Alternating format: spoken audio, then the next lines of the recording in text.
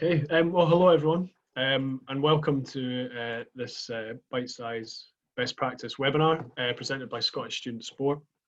My name is Neil Rankin. I'm a Regional Development Coordinator for SSSize. I'll be hosting today's webinar.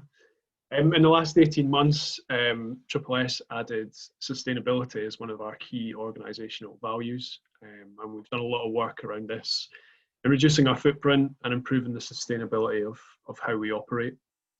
So we're really pleased to bring you this webinar today. It's focusing on that point where sport and the conservation movement really meet.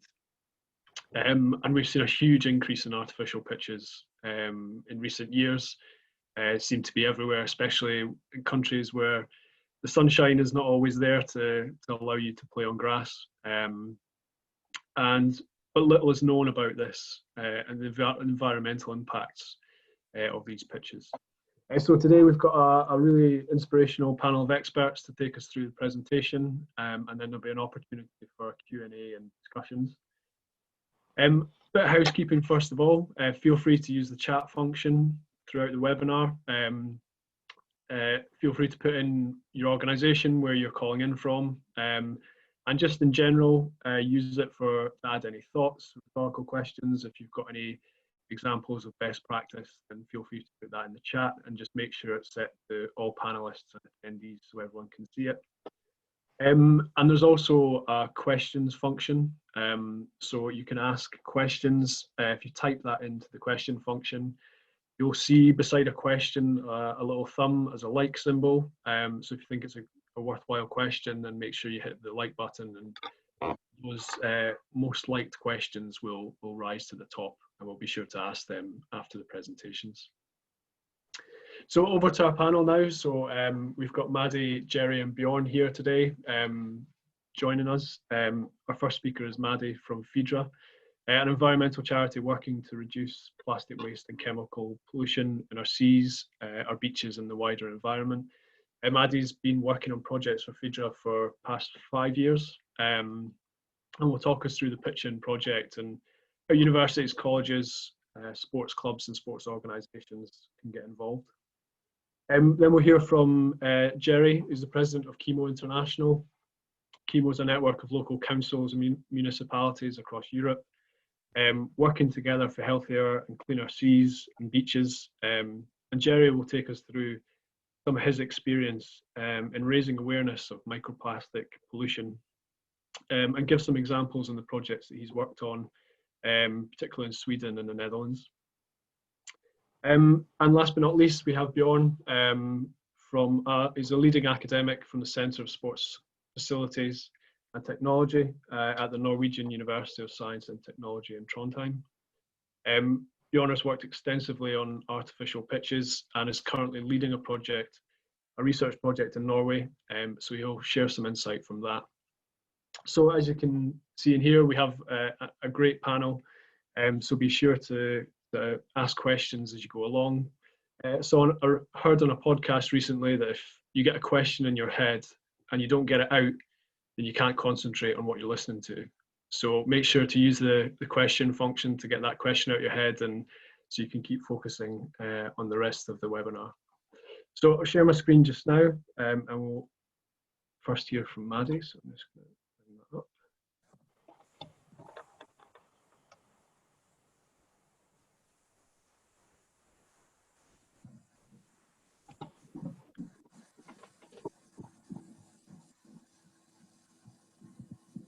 Okay, I think so Maddie, if you want to lead us away when you're ready.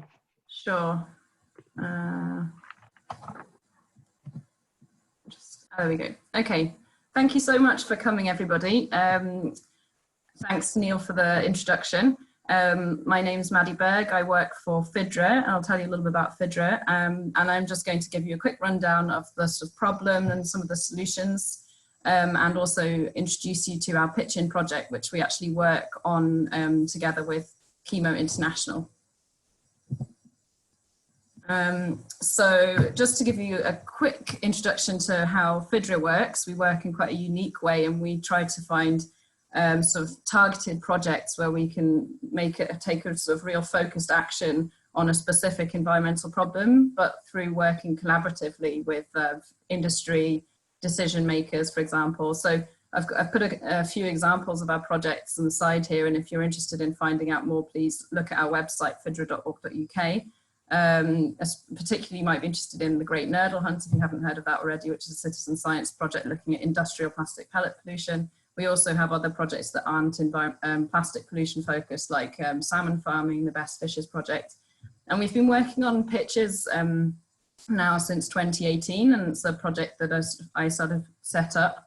And so I'll tell you a little bit more about how that started. Stop being able to click for some reason.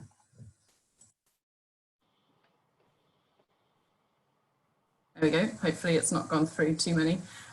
So what is the problem with 3D pitches and microplastic? Well, if you've ever played on a pitch like this, or maybe some of your family play on them, then you'll be aware of these little bits of rubber which might end up in your shoes, on your kit, kind of trailing off into the car as you come off the pitch. And it's this plastic, it's these little bits of rubber which we're talking about when we talk about microplastic pollution from pitches. These are called performance infill. They're added to the top layer of a third generation pitch to create this sort of bouncy feel of real grass, sort of reduce injury risk. And it's a loose granule, so it's quite easy for it to come off the pitch. And in the vast majority of cases, this granule, this performance infill, is a microplastic. And actually in sort of 90 to 95% of pitches, you still use this rubber crumb, which is made of old vehicle tires. So old car tires, called SBR rubber. So most likely you've played on a pitch which has this sort of black rubber crumb on it.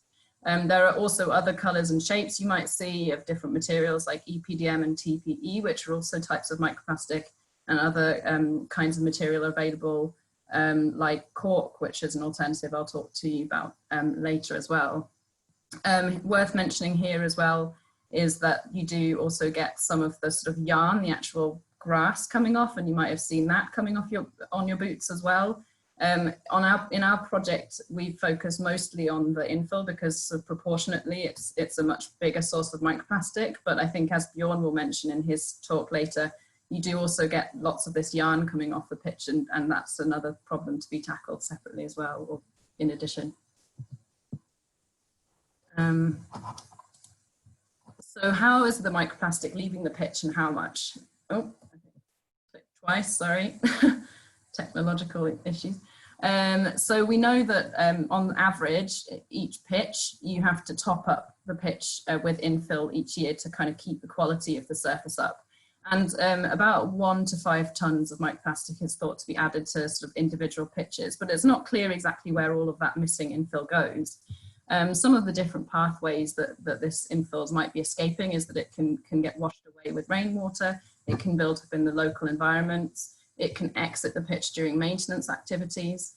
If you're used to playing on a pitch, you know that it can come off on your socks and shoes, and it can get washed down drains and in changing rooms. There might also be a sort of a certain proportion that's actually kind of getting compacted down, and I think the others will have more information about the sort of amount that's actually exiting into the environment, and it's kind of argued back and forth how much is actually leaving, but we know that there are lots of different ways for this material to be leaving the pitch, and you can see it when you're on your local pitch that it's coming off the sides. Other places that it can escape are actually during the installation and disposal of a pitch. So this picture in the middle here shows a whole load of rubber granules lying next to a brand new cork-filled pitch. So they're from the sort of the old pitch. You can handle and store. Sorry, moved on again. Go back a slide. I'm just talking to the computer, sorry. So there are also other different pathways. For example, snow removal. When it's been snowing, the infill can stick to the pitch and it can kind of come off the pitch quite easily. And also when you're disposing of a pitch at the end of life, that can be a problem with a potential additional source of microplastic to the environment. And so in terms of the impacts, sometimes these impacts are really visible, So there are some examples here of pitches after snow removal. For example, in Trondheim from a few years ago, sort of some examples of how much infill you can kind of find off the edges of the pitch. Recently, we've had contact with a group in Hong Kong who found huge amounts of this rubber crumb actually washing up on their local beach, and they traced that back to a nearby pitch which had lots of pellets going down the drain, rubber crumb going down the drain. In some cases, it might be a bit more subtle, but often you can see this on the sort of edges of your pitch. And across Europe, recently, there have been sort of attempts to estimate how much might be coming off pitches. And a very conservative estimate is that maybe of those sort of 1 to 5 tons that are added, on average, only about 500 kilograms might end up in the environment. So it's a bit of a conservative estimate, but even if we use that and then kind of extend it to the number of pitches across Europe, you can end up with a huge amount of plastic ending up in kind of coming out into the environment. So it adds up to sort of 16,000 tons per year on average, just coming off pitches. So there's definitely a problem there that needs to be tackled. I'm hoping I can move to the next slide. I'm always worried about clicking twice in case it skips forward.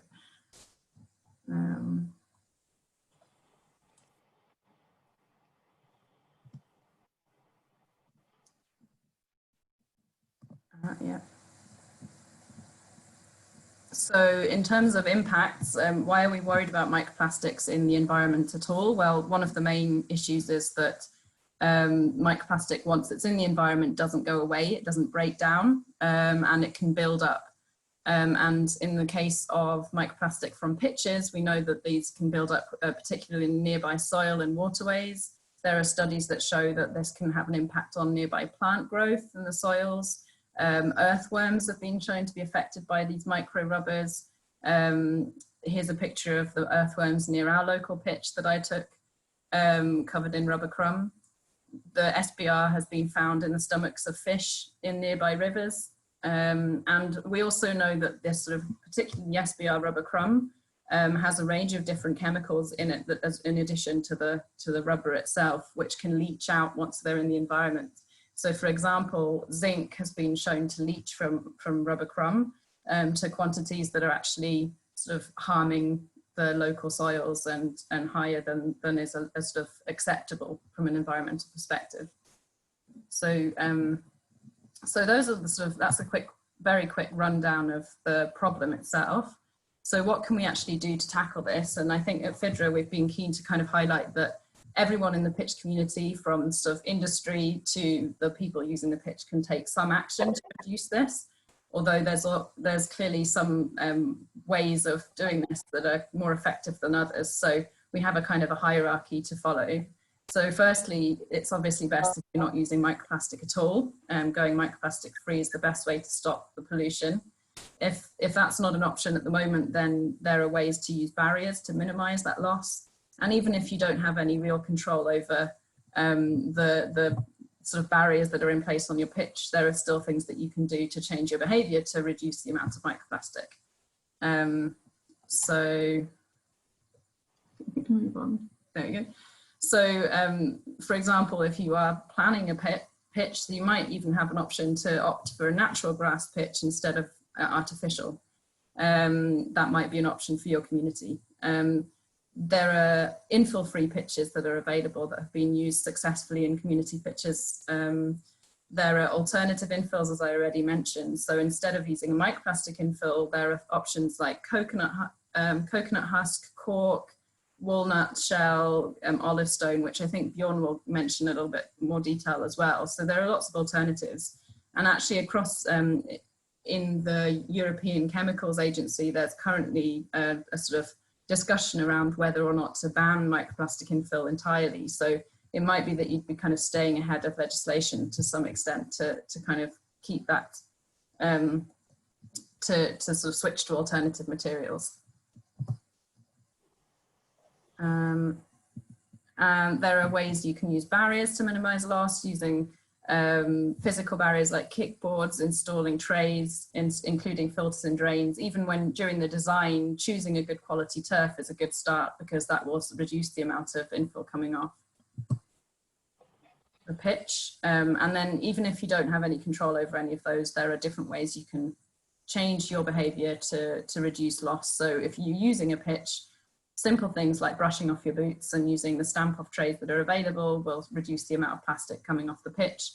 If you're a maintenance team, then there are ways you can reduce loss by, for example, not using leaf blowers to blow leaves off the pitch, but rather kind of collecting them separately, making sure you collect snow if there is any snow. It's maybe less of an issue at the moment in Scotland, but it can be. And owners of pitches can also raise awareness, add retrofitted barriers. So there's lots of different ways basically that we can kind of tackle this issue. And if you want to know more, we also have a set of guidelines on our website, Pitch In, which you can use to kind of look at specifically what you might be able to do to reduce the amount of infill coming off the pitch. So our Pitch In project, really the idea is that everyone can get involved to tackle this problem. One of the first things that anyone can do if they're interested is visit our website, team-pitch.in, and we've got a new pledge up there which you can sign to just show that you're interested in taking action, and to kind of also show to the wider community and to decision makers that we're interested in reducing the amount of infill coming off the pitch. And then obviously there are lots of ways to take action if you are use or own or manage a pitch. We have the guidelines on our website, and we're really keen to start to build up a sort of team of a network of people taking action on this issue. So please tell us what you've been doing. We have a hashtag #TeamPitchIn, and I'll talk through some of the resources that we have as well very briefly. As this webinar is hosted by Scottish Student Sport, I also really wanted to kind of highlight what students and what maybe facilities teams at universities can do. If you're interested, I think a lot of universities and colleges have 3D pitches, so there might be lots of action that students can take, even if it's raising awareness with your community with social media campaign, or actually pushing for change on your local pitch. If there are any facilities teams listening in, then please take a look at our guidelines and get in touch if you're interested in taking action. We're really keen to get some more case studies on our website, and also there might even be research opportunities as well for anyone who's interested in sort of taking on a master's project in this or anything like that. And just very quickly, I know I'm a bit over time, but we have a whole bunch of resources on our website, so both for kind of owners and local authorities or industry members, lots of information about alternatives and solutions. We have lots of resources for communities as well. We've got this brand new poster that we've been working on in a lovely pink, which can be used on posters if you want to print them out at home. We're also hoping to have a whole bunch to send out to people as well if they're kind of taking part in this project. And what's really important to us as well is that we kind of start to track some of this activity. So we're going to have a map on our website. And if you get in touch with us to let us know what you've been doing, then we're really keen to add some of these points to our map to start to show all of this activity that's taking place to kind of take action on this. So that was a very brief rundown. Thank you so much for listening. I'm hoping that, yeah, Jerry and Bjorn have lots of practical hands-on experience to sort of give you a bit more of a guide to what you can be doing. And I look forward to discussing more with you after the talks. Thank you. Thanks, Maddie. That was really interesting, and I think you made a really good point there about universities and colleges getting involved. And I think at the moment, when we've got Welcome Week, Freshers Week happening across the country, there's a really good opportunity to use some of those resources just to engage students at this time at the start of the year. Yeah, great. So please get in touch if anyone's interested in taking part. We can definitely sort something out. That'd be great. That's excellent. Just before we hear from Jerry, if anyone does have any questions, then remember to put them into the questions function. And if anyone just wants to share any best practice, then feel free to use the chat function. We can make sure we see where folk are coming in from. We've got Ghazali in from Algeria, Laura, conservation officer from a biodiversity NGO. We've got Alban from University of Stirling, Chris Purdy, our head of comps. So Chris, you can be getting on to all our hosts that have the 3G pitches across Scotland. But we're ready to hear from Jerry. So Jerry, you should be able to control the screen now if you want to start moving through your presentation. Thank you. I still have Maddie's presentation on. Yeah, if you want to use your keyboard to flick through, you should be able to do that. There we go. Yeah, there you go. All right. Thanks, Maddie, for that. Hi and good morning to all of you. It's good to be here to talk to you about this very important topic. I would like to start with a short presentation of what is chemo. And we are an international network of municipalities. And we work together to protect Europe's seas and coasts from marine pollution. And we learn from each other. So when one municipality has done something good, we share it with all of us. And we have a seat in most influential organizations that we can influence policy and legislation making. And many of you maybe have heard about us from Fishing from Litter project, which is the most famous project that we have. And Fishing for Litter is that when the fisherman goes out to the sea and they catch rubbish instead of fish, or both, they bring the rubbish home. And we take care of the rubbish at the harbors to no cost to the fishermen. And they are happy, the sea is happy, and everyone else is happy.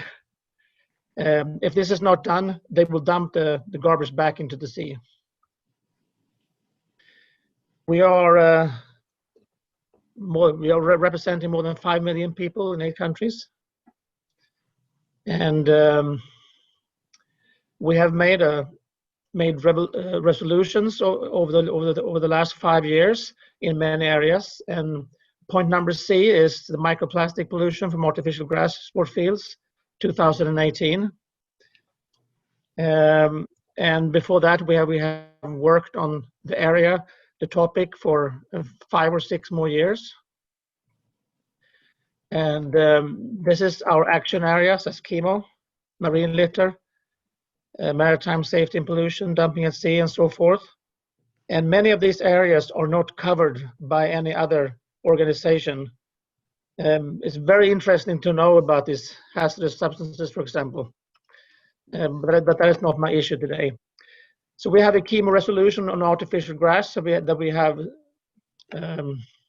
distributed to 8 countries and written to the government to make legislations and recommendations. And it has taken such a good step forward in these areas. So we are planning to not continuing so heavy on this subject anymore because everyone else is grasping it. The governments are taking it in. They're giving grants to municipalities to fix it and so forth. So chemo is not a doing organization. We're not cleaning the fields ourselves. We're just making people aware of it is very urgent. I can see that this is my old PowerPoint. We have a lot of cooperations with other organizations. For example, Sequel, they like to bring our garbage up and to use it for sports shoes with Nike and so forth. And so they are supporting us in this area. But now we are back to the main topic here today. when we started to work on this artificial grass pitches problem, we immediately got a letter from the Swedish Football Association, and they were threatening us, and they were telling us that we're doing bad things because microplastic in the soccer fields prevented crime. And we said we're not against football, we're not against soccer, we're against the material that they are playing on. But after a few years, they stopped bothering us. This is how much microplastic they are generated in Sweden per year, and we can see that the second largest one is the artificial grass pitches. And this is how it looks if you have a really good television, whether a football player or a soccer player are sliding. In Lomma municipality, where I reside, we decided that we had to take this a step further than just talking about it. So we started to clean up the pitches. We had some grants from the government, and we had one particular field that we cleaned up, and we got more than 10 tons of plastic pellets outside the pitch after 8 years in use. To have something to compare with, this is 1.8 million plastic bags from one pitch. That means in Sweden that we have a leakage of 300 million plastic bags per year in Sweden alone, only from soccer fields, just as a comparison, so we know how much this really is. So we clean the areas around the fields, and we inform the football associations about the routines, and we install gates and brushes and scrapers and filters. The attitude to this was not so good from the beginning. It took time, and they thought it was in many ways hindering them from doing their sport, I think. Today, there's no question about it. They're doing it, and they're happy about it. That their parents are happy about it because their washing machines are not going bad, because they don't have all this plastic, these rubber things in the washing machines. We have had these rims around the fields that prevent the wind from blowing. Has stopped. We can see that it has decreased the leakage. It hasn't stopped, but it has decreased a lot. We installed these brushes and scrapers, of course, and we have educated the janitors about the overlooking and the emptying of storm filters and the routine for snow shooting. My suggestions: don't install new artificial pitches. That's number one. Make at least the arrangement that we have done for the existing pitches now. Every year that goes, there's a huge leakage out in the environment. Follow up the effects of your arrangement so you know that it has been effective, and make a plan how to remove and replace the artificial pitches when they're obsolete. This is something that we often forget. How much does it cost to fix this afterwards? And I would say my estimate is we are about 1 or 2 years away from taking away our pitches, the first pitch, and we are thinking it will cost us somewhere between 300,000 and 500,000 euros just to take it away. So it's not an economically good investment from the beginning. It is terrible during the time, and it is extremely costly afterwards. Don't sweep the problem under the rug. I think that picture says everything. At the end, I would like to say that this is an urgent problem in all the world. I mentioned this in a really big conference called My Ocean Conference, which was held in Norway last year. And I talked to the Americans about this, those from the United States, and they had no idea. they had not even thought about the issue. So the issue is huge all around the world. But chemo is slowly leaving this problem and are moving over to plastic in textiles. I just like to address that for 30 seconds. We have sponsored research, and the research has come up with that 35% of all plastic in the ocean comes from textiles, the fibers, millions and millions and millions of small plastic fibers because of the textile industry and our washing machines.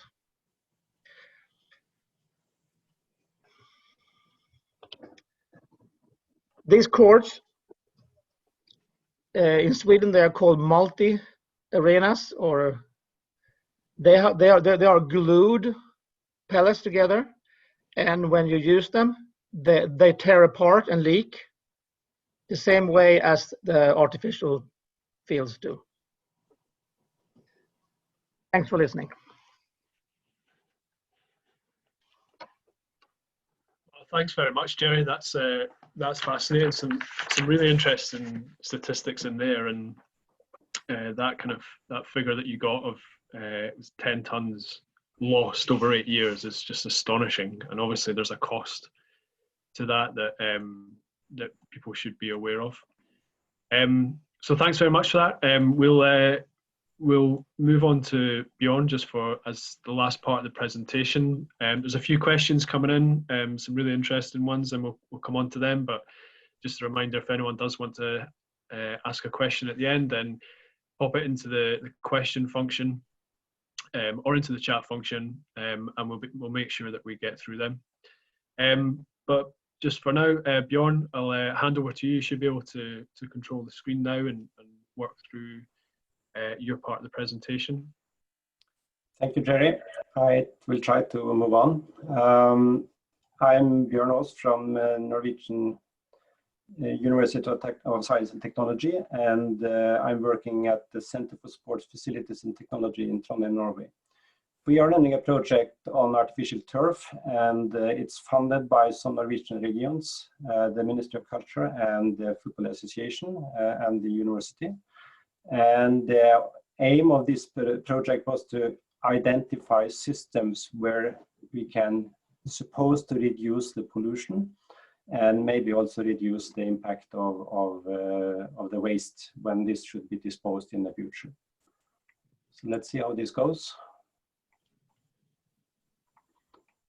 Okay. The objective and measures of the project is to reduce the microplastic pollution, and we put a number of 80% just to start. And of course, the obvious solution is to reduce the amount of plastics in the system, because then you can also expect to reduce the pollution. And the fraction everyone is talking about is the infills, which they are just loose, and of course then most subject for mitigation outside the field. That's well known and declared in a lot of different countries. The next is to reduce the heavy metal pollution, which is a significant issue, and I would say I would like to see it more emphasized, because we know that a brand new full-size pitch with SBR rubber may contain 2 tons of zinc. And that zinc has to leak out somewhere. And when we do sampling on soil beside the pitches, we find substantial concentrations of zinc, which actually has converted this soil to polluted soil, which has to be removed. So by taking out the harmful substance from the system, we can reduce the pollution. The next is to enable an increase in the reuse of the waste. The obvious part to start with is sand, which is by weight roughly 50% of the whole system. And we hope to see in near future that sand can be separated out of the old turfs, cleansed and brought back. We don't have to dispose it as waste and buy sand from natural sources, which are actually limited in Europe. Of course, reuse the infills could be an issue, and more important in the long run, reuse of the fibers and the backings, which I think from most of the manufacturers nowadays are coming more and more in materials which are simpler, not so complex, typically polyethylene, which can be used either as new fibers or for other purposes like shopping bags or anything else. We also have to look into how can we improve the lifetime, because the typical lifetime of artificial turf today is 10 years, and that's pretty low. It goes directly to the bottom line in terms of costs, and I think it's not acceptable in the sustainability perspective. That goes to the next, which is reducing life cycle cost. That's not only the investment, it's also the maintenance. And last but not least, and very important, I think we have to look into how we design artificial turf pitches towards the user groups. It's not likely that we need Champions League level on any pitch anywhere. A pitch beside a school where people are using flat sole shoes is a completely different pitch than a pitch was used for organized football on a high level.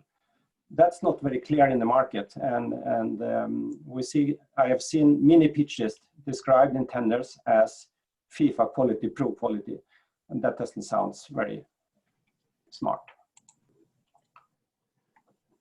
Just a short, some headlines on what the artificial pitch is about. There is this 4 generations back in 1964 and coming up to our time. What we see now is that, say 5-6 years ago, we got the 4 generation systems where the artificial infill were just not there. The system was with fibers and sand. And we also seen a movement in the direction of a completely non-infill system, in particular for smaller pitches, but also available for full-size pitches. At the meantime, we see that the 3G systems were normal, which was the big development in the 90s when the SPR was introduced, now is redesigned, and we see a development with the use of organic infills. One that just came to my mind when I made this presentation was the olive pits, the mix of coconut and cork, and also a new one which I saw, which is a mix of cork and olive pits. They are all replacing the inorganic infills, but more important is that the quantities are way less. Whilst with SPR you add 7 to 15 kilograms for each square meter on a pitch, with organic ones you are talking about 1 to 5 kilograms per square meters. So not only they are organics, and as so not a tricky waste, the quantities and the costs are lower. We also see a development in synthetic infills. What we have seen in the Norwegian market is use of coated sand. It's actually a sand coming from the oil industry, used in oil wells. Not so many oil wells drilled in the world anymore, and the industry turned to onshore and are now introducing this coated sand as an infill in artificial turf systems. Nobody knows about the lifetime. It's clear that the quantities are substantial, much more infills than traditionally or synthetic infills. We also see infills of bioplastics, and it's important to understand that a bioplastic is still a plastic. Either the source is oil, sugar, corn, potatoes, or celluloses from the wood. And the last I've seen is a mix of SPR and an organic granulate, which actually was created in the US for chilling down the turfs in warm weather. They just sprayed the fields with water. The organics got wet, and during the evaporation, this infill was able to chill down the pitch, and it could be more convenient to use during warm climate. So there is a development both in direction of non-infill or systems without any infills or sand, and there is a development in direction organic infills and new synthetic infills, which actually are a composite or organics and non-organics. I go directly to one of the findings we have been developing recently. It's the life cycle cost of the system, and Jerry talked about the costs, and I think it's interesting to share more on that. This is what we have been doing in our market. We have just collected a number of tenders from different sports clubs and municipalities. It's a variety of suppliers behind that. It's a variety of systems. And we developed a model for a 10 years cost, which is the interesting part for the municipality or the sports club. It's not so interesting to know what you're paying tomorrow, because that could be cheaper, it could be more expensive, but interesting what's happening in a lifetime perspective. And what we see, which is for me a big surprise, when you add the investments, the maintenance, the disposal costs to the different systems in a 10 years perspective, it's typically more expensive to have a system with the artificial infill, independent what kind of infill you choose, either the cheap SBR or the other more expensive solutions like the TP or the coated sand. Compared with organic infills, of course, sand by reason should be cheaper because you don't have to buy any infills. And to the very right, you have the non-infill system, which in this diagram is represented by only one tender. So it's a weak number, and it's an expensive system as for now. I suppose that will change in the coming 2 to 3 years. So already today, we can see that first, owning an artificial turf system, this is a full-size pitch, in 10 years might cost you from 500,000 to 700,000 euro, all in all. If you go organic instead of artificial infills, you might save 100,000 to 200,000 euro on the lifetime of the system. So it's up to the owners to decide. Technically, they are equal. Materials are available from different sources. There is no monopoly here, and it's more to come. In our project, we have 3 different work packages, one on sport, one on the product and system, and one on environment. And what we see after 1 year of work is that the test methods used to declare the performance of turf is not good enough. We also know that FIFA has launched a project to come up with new test equipment and test methods. I suppose that they also have realized that what they measure in labs or what we measure in the field is not likely to what the users measure with their own body. The next is that we have to design for the users. We have to have a large variety of turf systems depending on what who the users are. And as I said, schools and playgrounds is one segment.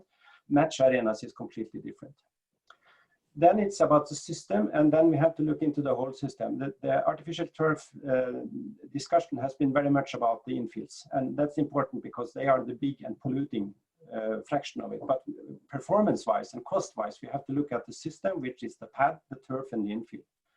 We have to look more about maintenance equipment. If a city owns 50 pitches, I suppose they might have 5 or 6 or maybe 10 different systems in operation. Then they have to have maintenance equipment, procedures, and knowledge about the different system. It's not one size fits all in maintenance here. Durability of fibers, we noticed that fibers today might last for 5 years or 10 years, and in a few cases 15 years. There are no requirements on fiber quality except the mechanical features as it is today. For instance, there is no requirements on the UV stability. It's obviously that plastic which is exposed to outdoor climate, which means UV, ozone, and air, will degrade, and we see that in some cases it degrades way lower than in 10 years, which is expected. And of course, we have to work more on the LCC model. On the environmental part, it's obvious for us that removing the polluting materials is the cheapest way to move. And we also find, which is a concern, that there are more contaminated soil on and beside the pitches than we expected. And how that should be solved in the future, I don't know. But again, we have to start with taking out the polluting materials, and that cannot wait.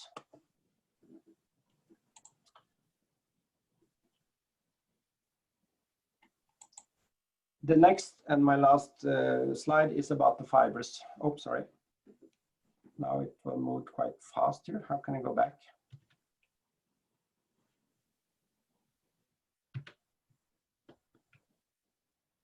It's coming slowly. Yeah.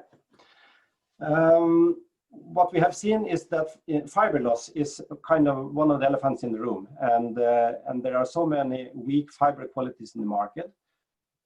It goes about the polymer quality itself. One supplier told me, and he was fairly proud, that he is using recycled plastics from the Middle East. So he was very competitive in price, and he had kind of good quality. I'm not sure. What is obvious that in terms of UV resistance, there is a substantial difference between the different fiber products, and that is not addressed in tenders, and I would say maybe not known to an extent which is good enough for use in tenders, but we know a bit. There is low quality tufting. That means the fibers are just loosened from the backing, and the backing itself might be of low quality, so it's just worn out way before the lifetime of the system should be at the end. And the picture to the right is the wheel of a machine just completing a maintenance sequence on the turf, and you see it's completely green. And this is all about weak fiber qualities. So this concludes my presentation. Thank you very much.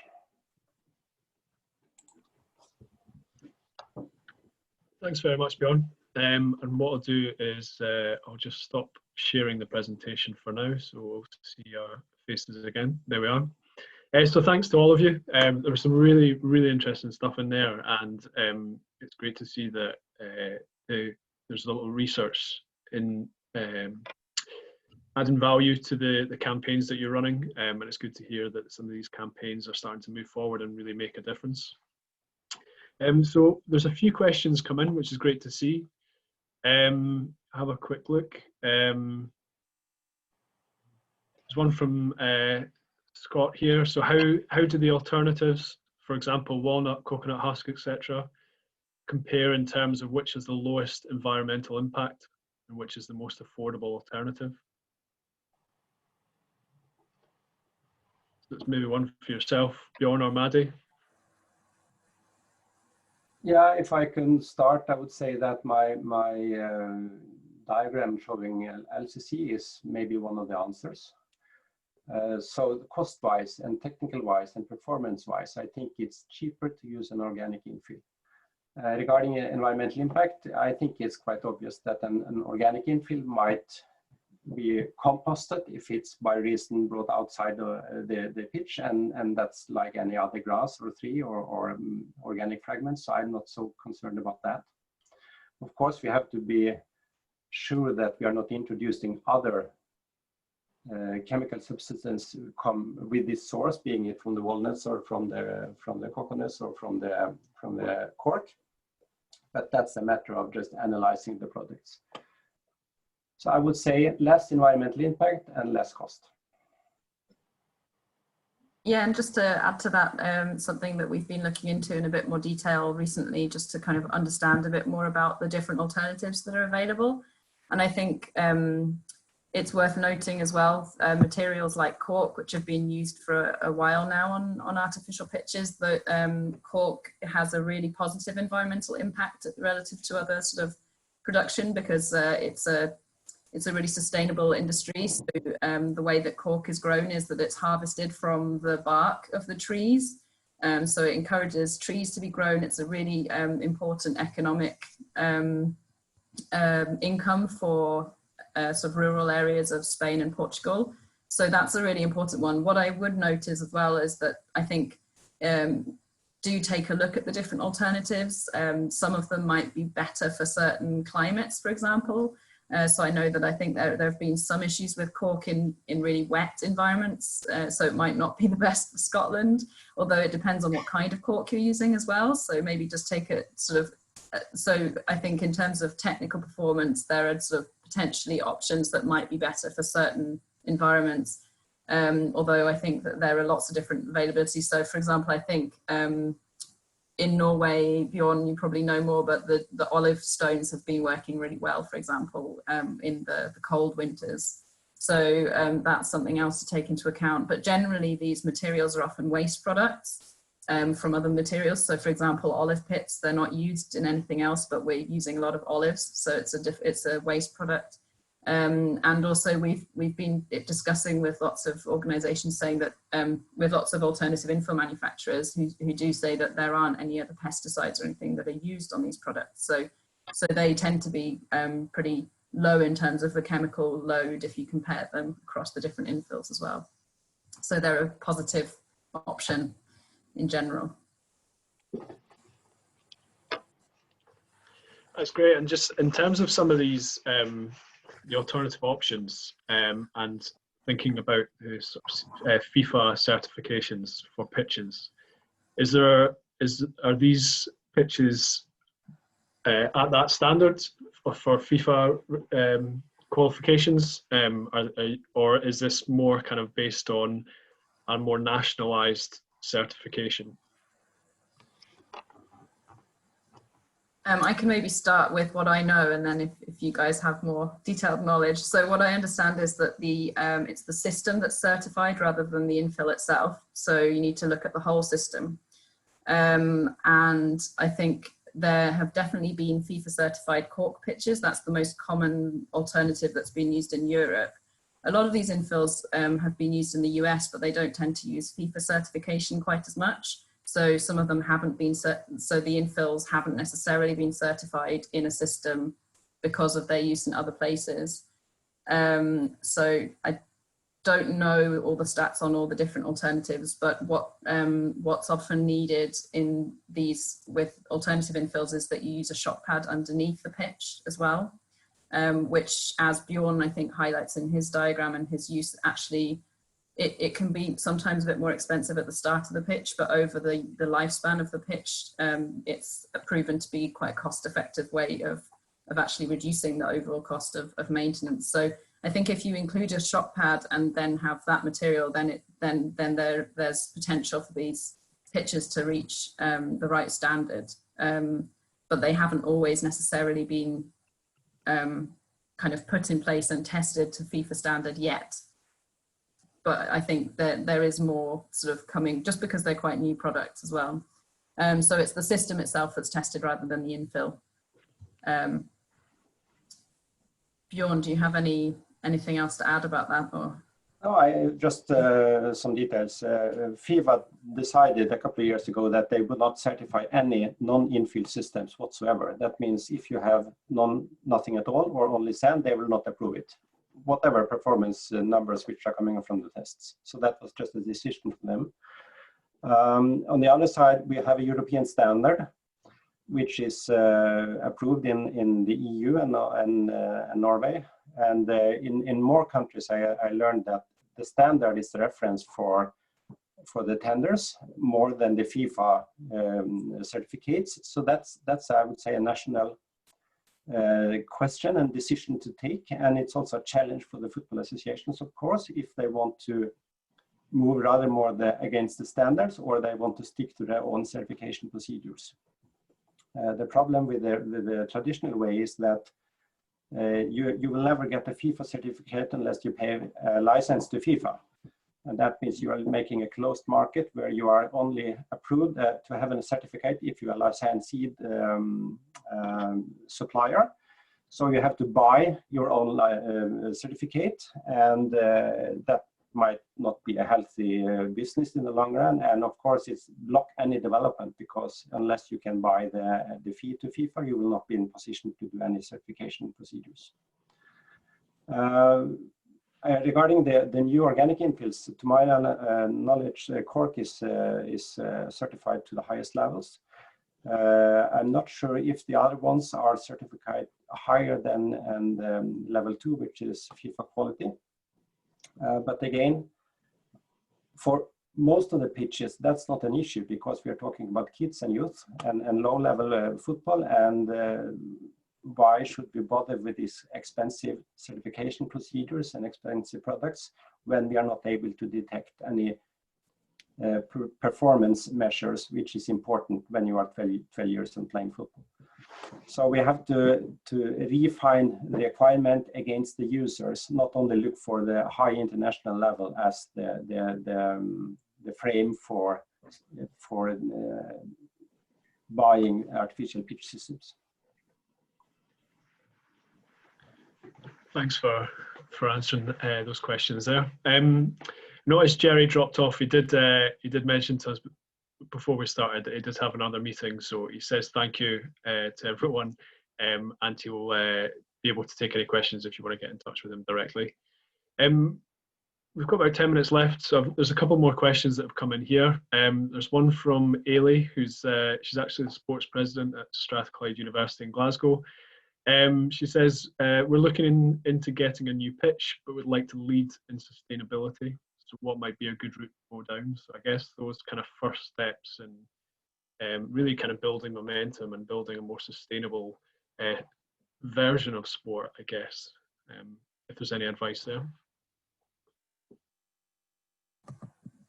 Well, that's fantastic, and it's great that you're getting in touch now at this stage. I think that's really great. I guess from sort of our own perspective, we might suggest if you have a look at our guidelines as a sort of starting point. That is information that Chemo and Fidra kind of collated from good advice from various different organisations, and it takes you through sort of decision making all the way from what kind of pitch you might want to choose, the sort of alternatives that are available, and then all the way to sort of the best practice that you might be able to use if you are using microplastics but want to reduce the loss. So that's an option to kind of get started. I would also suggest at this stage actually do get in touch with us as well, because we'd be really keen to follow your journey with it, and at this point we're really keen to kind of collect some case studies together and things of how these kind of choices are being made and the sustainable options that are so yeah, please get in touch with us. That's sort of from a Fidra perspective at least a good starting point. Maybe I can add a little bit, because I would say first of all she should identify the user. Is this a playground for the students or low-level football, or is it a match arena for high level? And that leads to how the composition of the system could be in terms of the shock pad, the length of the fibers, and the requirement on infields. If you want to be in lead, I can just mention that here in Norway we recently has got the first pitch which is where the shock pad is completely based on reused materials. The sand from the old pitch was refined and brought back, and the fibers in the new system were supposed to be recycled. They didn't manage to do that because of the timing, but for the next one, which is supposed to come, we might see a system which is based on completely reused materials.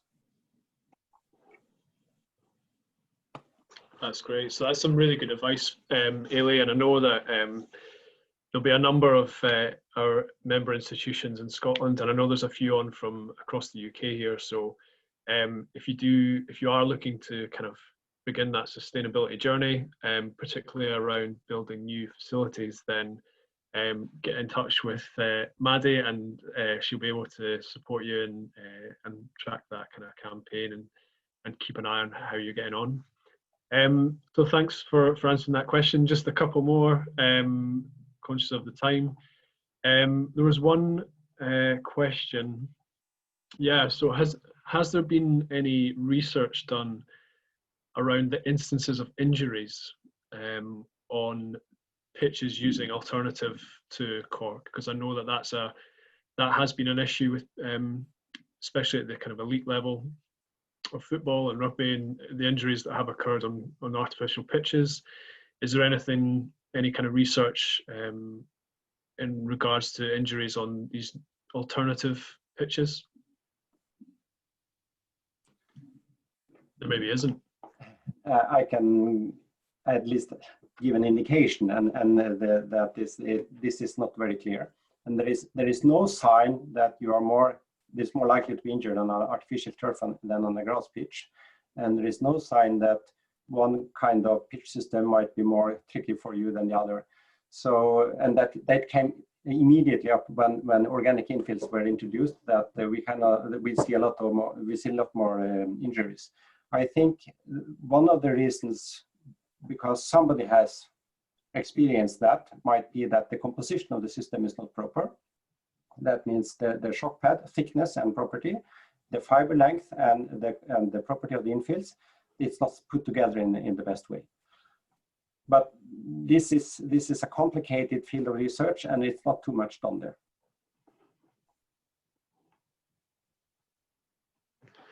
Guess that'll be one to look into going forward, and I'm sure if there's any kind of masters or PhD students that might be interested in that sort of thing, that's definitely an avenue to look at. Laura, sorry, on you go, Maddie. Oh yeah, I was just going to add quickly, when sort of in the discussions that we've had with some alternative infill manufacturers, they've conducted testing on their fields using the infill, and they've come up with equivalent sort of qualities. And I'm not an expert on what those particular measurements are that are made. And I realise Bjorn mentioned that maybe the measurements sort of depends on what measurements you're taking on what the qualities are. But I think in terms of the sort of tests that have been conducted and the kind of standard tests of field quality, they come up with similar values. So things like the kind of ball bounce and the impact, sort of the softness on impact and the kind of bounce that you're creating is equivalent to other infills or similar to natural grass. So they've been able to show with their own technical testing that these infills are safe, from my understanding. That's good to hear. There's a question come in from Laura. Resources look really good. Do they contain information about where clubs and schools can get the boot scrapers that capture the crumb, and also drain screens that can capture the microplastics? We don't actually have that information at the moment. We've sort of collected some information about what options are available, but not where you might get them from. But it's something to sort of think about, actually, to sort of try to include, and particularly maybe within the case studies, we might be able to get a bit more information about that. But it's something I'll definitely take a look into, for sure. That's great. So keep an eye on the Fidra website for some future information there. There's one last question, and I guess it kind of helps round off the discussion so far. It's just around, how do we engage and kind of try to convince a market that's potentially not quite ready to make that move away from microplastics. I know in Scotland we have, across the UK, we have a lot of pitches, and a lot of people are possibly at a stage of putting down new pitches, or maybe just have, and we can't rely on grass pitches throughout the year, as some of our colleagues across Southern Europe might be able to. So how do we try and build momentum, I guess, to influence the decision makers around building new pitches and using alternatives?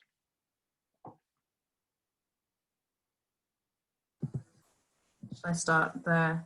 I think, yeah, it's a really good question, and it's something that we've been kind of talking about a lot within our own work, to sort of say, well, how do we get the first groups to really take that leap and try out these pitches? And I think in parts of Europe there has been a greater shift towards alternative materials than there has been in the UK, for example. So one thing, one of the reasons that we're keen to get these case studies together as well, and to share that practice from Scandinavia across to the UK, is to kind of show that actually there are places where this has been done successfully before. That we're keen to share information about where these alternatives have been used successfully, and in what kind of pitches. Like Bjorn was saying, maybe there are great community pitches that can use no infill free really effectively, and actually create a nicer quality for kids to be playing on without annoying bits of rubber going everywhere,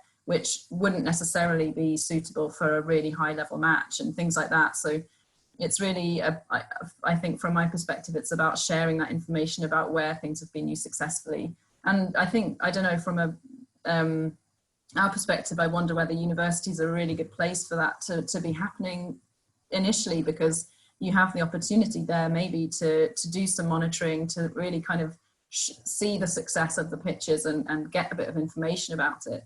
So I think that's why I'm keen, especially to sort of talk to the students and to the university facilities managers, and maybe to the researchers, and see if there's something that can be done there to actually show that these things can be effective. And as I mentioned before, I think the European Chemicals Agency is considering a ban, and at the moment it's looking like it might be something that would be in place in the next, I think, with a 6-year time delay. So that kind of gives an incentive as well towards actually getting that research done to see what are the best alternatives for this climate, what can we do to improve, to reduce the losses of microplastic or plastic, and find the best alternative that has the least impact and the least cost. So yeah, I guess it's more of just sort of an encouragement to take the plunge and have a look at what is available, rather than just going with the standard options at the moment.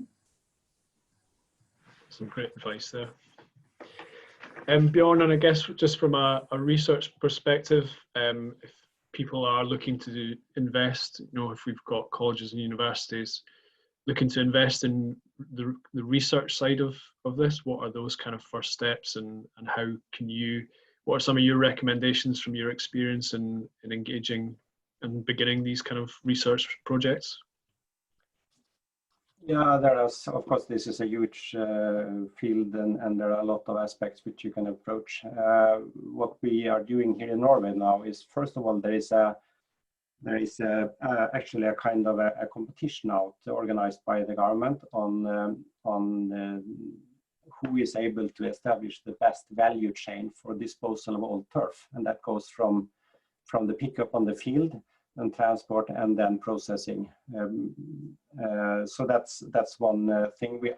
My understanding, at least from the Scandinavian market, and that this system of removal is a very weak value chain, where there are small entities doing piece of the work, and for the contractor doing a new field, the disposal of the old one is a part of the competition, and he is always sourcing for the low-cost solutions. And we thought that, at least in the Norwegian market, we had a structure for disposing everything now to a company in Denmark who is doing this processing, but that's not how it goes. He receives maybe 50% from the Norwegian market, and all the others are gone other ways. So to establish the value chain for recycling is one important. The next is to decide what should be reused on the artificial turf, for instance, like the sand, and what has to be reused as a material in another kind of industry. That's also not worked too much with, because there has been no incentive from the authorities. Turf is turf, and if it's made of recycled fibers or if it's made from brand new oil, it doesn't. There is nothing about that. The next is the system. And I think from the user's perspective, the system approach is important. How should we design the shock pad? How should we design the fibers? And how should we design the infills to have a proper performance for that particular user? That's the question which is not raised. And I think this is very typical in all sorts of kind of sports, that the standard for the arena is men, seniors, and while the largest user groups are kids. So I think that's also field of research. And of course, these issues about injuries is from the health perspective is important, but it's extremely complicated because there are so many parameters coming in, and to make a research which someone wants to read and approve, it's still a piece of work there to do. There's just one last question that's come in from Laura. Is there grant funding available to help support making the change? Always the big question. Yes, I would say monies are available. It's more like finding the source, because if you look into it from the European perspective, they are addressing research projects in a huge size in order to first reduce the amount of plastic waste, to encourage recycling industries to develop, to create new value chains and new businesses. It's not likely that one sports club or one municipality can get a lot of funding for his own project, but at least from the Norwegian market, we have seen that there are money available if you're able to write out the smart application for those money, and if you can come up with an interesting project, which actually is kind of disruptive in the market.